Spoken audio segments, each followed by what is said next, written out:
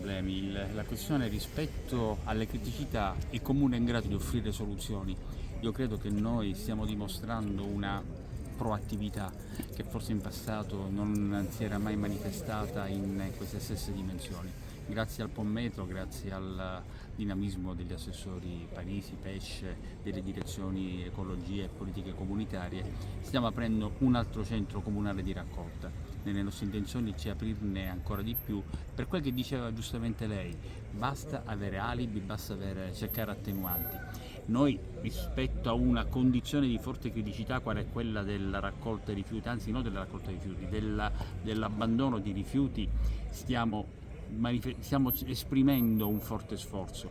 Ora vorremmo che anche quei cittadini un po' più distratti facessero la loro parte, perché è una città che sempre più richiama commenti entusiastici. Io sono arrivato in ritardo perché ho ricevuto una delegazione thailandese con 30 unità che hanno manifestato stupore per una Catania che non immaginavano di trovare così. Oggi siamo al 27 di novembre e io sono venuto con lo scooter senza neanche un sovrabito per il caldo che c'è. Abbiamo tutte le condizioni per primeggiare in Italia, per avere un ruolo importante in Europa e a volte siamo distratti nel comprendere qual è il valore che dobbiamo dare al nostro essere cittadini, al nostro civismo.